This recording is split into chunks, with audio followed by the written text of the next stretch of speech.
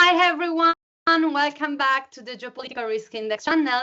I'm Ludovica, and today Luigi and I will explore how critical minerals and semiconductors have become two sides of the same geopolitical story.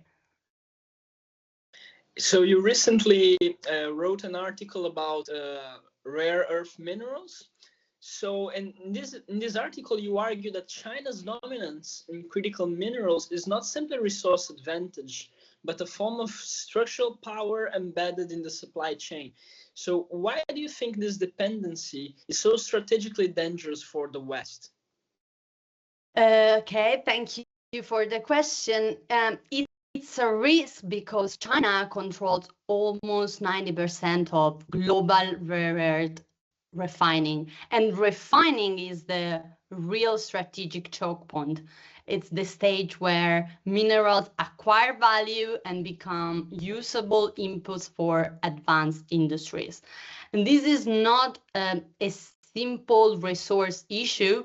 China dominates the entire midstream. Chemical separation, processing, magnet production, all of the steps that are technological, complex, capital intensive, and extremely difficult to rebuild elsewhere.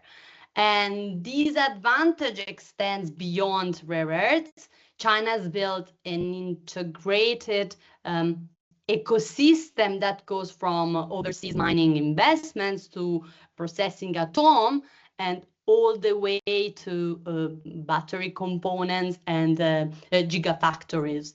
And that means it controls not just materials, but the industrial capacity that turns those materials into strategic technologies. So the dependency becomes structural when one country anchors multiple nodes of a supply chain from refining to components, and it can set standards, shape costs, and indirectly influence entire industrial sectors. So the vulnerability is built into the architecture of the supply chain itself.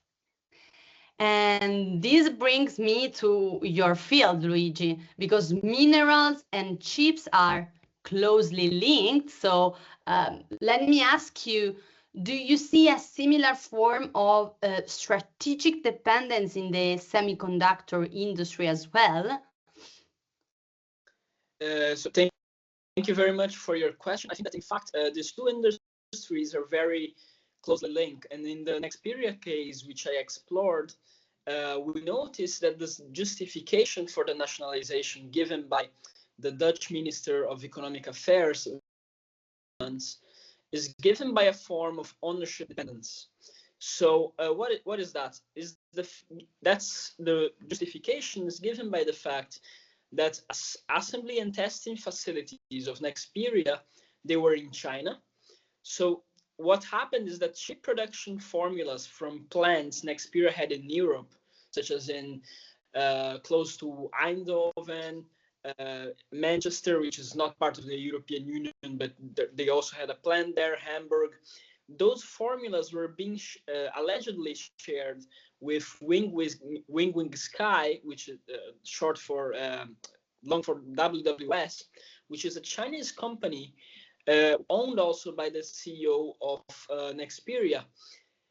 And this is what the reason that was worrying the Dutch Minister of Economic Affairs, and the reason why they decided to pursue this nationalization strategy. So there's also an operational dependence associated with the fact that any disruption in Chinese production can lead to substantial costs to producers and consumers in Europe. And then an important fact to remember is that only 6% of global production of chips takes place in Europe. And most of this global production takes place in China. So currently, what we can observe is that Europe has become dependent on this production that comes from outside. So any political disruption or economic disruption, or even disruptions in the delivery process, can largely damage firms in the European Union. So that takes me to one question I will pose you, which is that you describe China's behavior as weaponized interdependence. So what do you think that looks like for the mineral supply chain? What we see is the transformation of structural dominance into geopolitical leverage. And China has repeatedly shown that when it controls a choke point, it is willing to use that position strategically.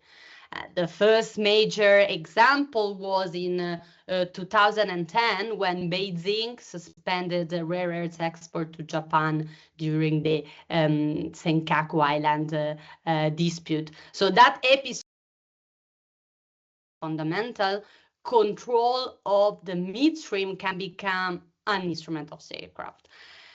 Since then, the pattern has become more sophisticated because in 2024-25, after the United States tightened semiconductor export controls, China introduced new licensing requirements on gallium, germanium, graphite, explicitly citing national security. So these inputs are embedded across global supply chains, and so chip manufacturing, electric vehicles, batteries, and defense systems. Because China dominates the processing stages, these measures create immediate disruptions.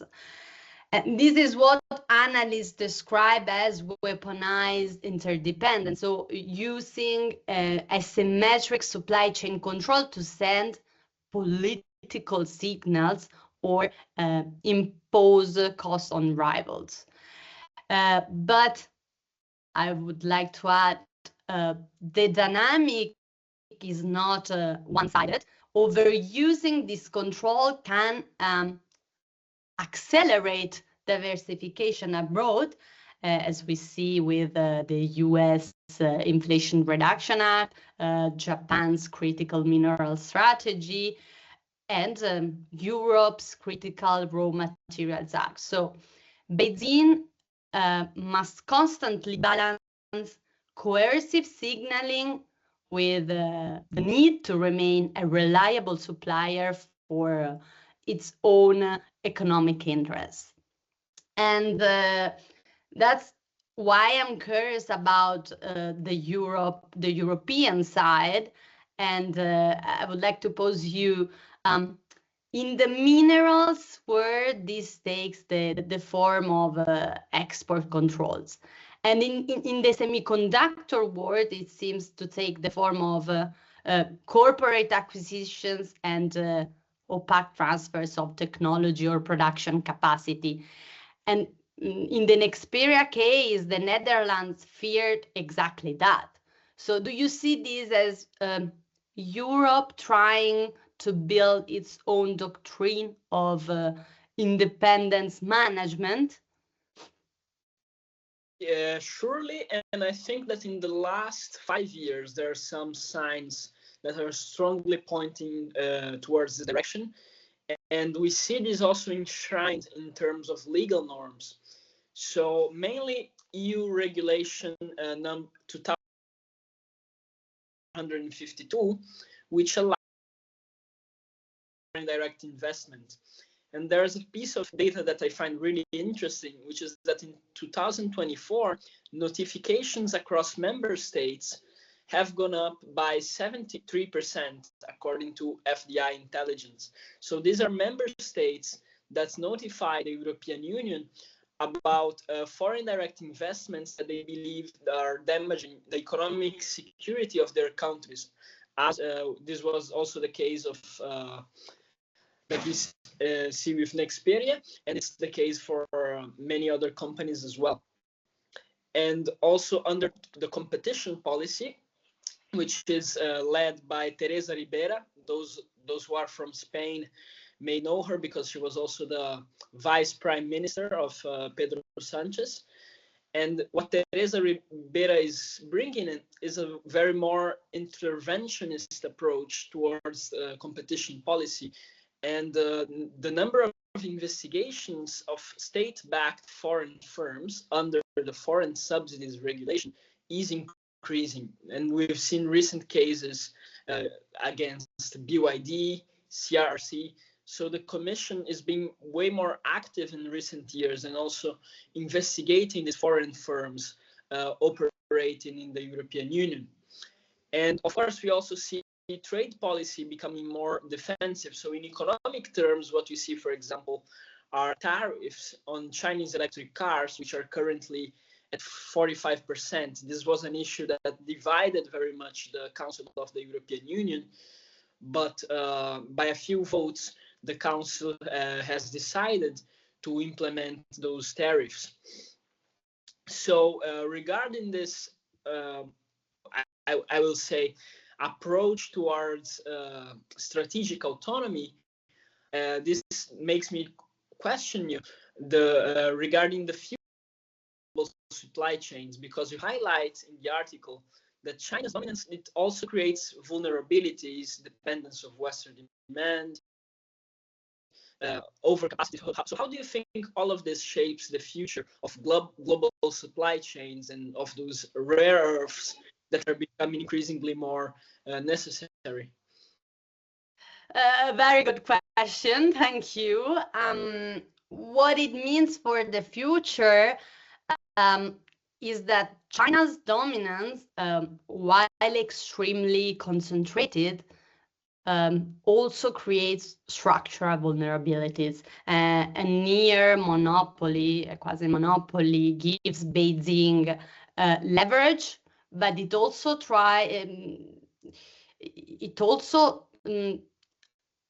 ties the health of its refining and processing sector to external demand.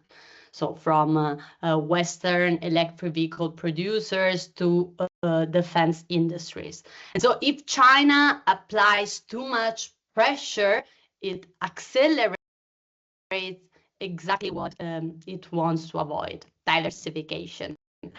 And another challenge is overcapacity. Since around 2020, rare earth production in China has outpaced the demand. Prices have fallen and margins have become harder to sustain. So this creates pressure to intervene in the market, and sometimes the line between economic management and geopolitical signaling becomes blurred. And so export controls may serve both purposes at once. So there is also a reputational dimension. Minerals have become a form of diplomatic currency in US-China negotiations. So Beijing can signal firmness through restrictions, but it also needs to remain a reliable supplier if it wants to preserve long-term demand for its industrial base. And so going forward, the question is whether China can maintain this extremely concentrated position while the rest of the world is investing in diversification, stockpiling, and even new frontiers like seabed minerals.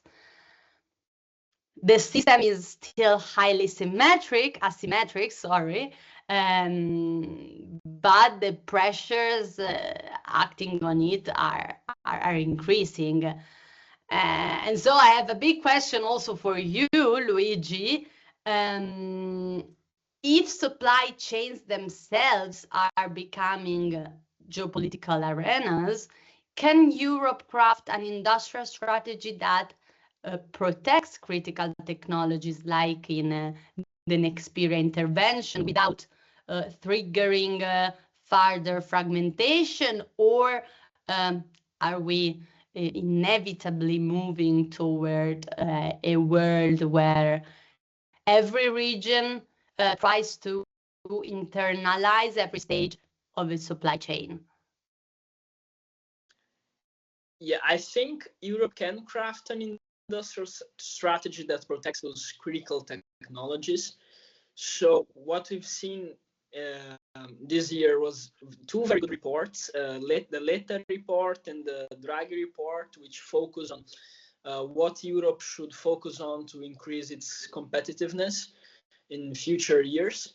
So what I think is it's important to blend the findings from these reports and from other studies with the ideas from the work by the Italian economist Mariana Mazzucato, which reflects on the fact that industrial strategy should be mission-based.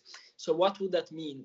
It means that Europe needs to analyze what its priorities need to be, and then from there establish clear goals, such as securing reliable chip supply or developing clean tech in the European Union. And then from there, Europe should evaluate what are the political risks associated with these decisions. And from there come tools like SWOT analysis, PESTEL analysis, foresight, to evaluate how Europe should position itself, what are the risks, and how the European Union should mitigate those risks.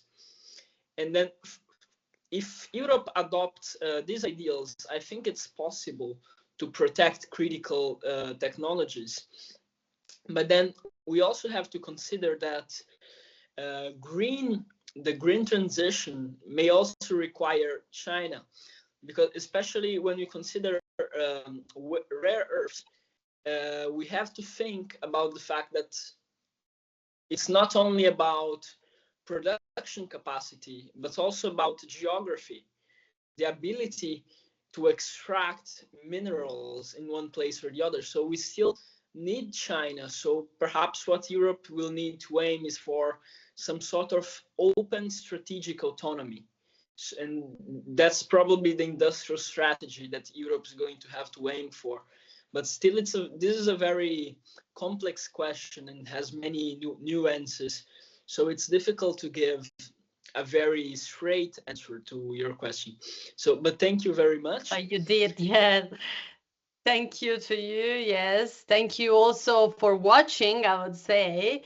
And if you want more deep dive analysis on supply chain geopolitics from our Geopolitical Risk Index channel, make sure to subscribe and stay tuned for our next reports, I would say. Thank you very much. Follow up with all the news on our website, on our channel, and hope to see you some other times here.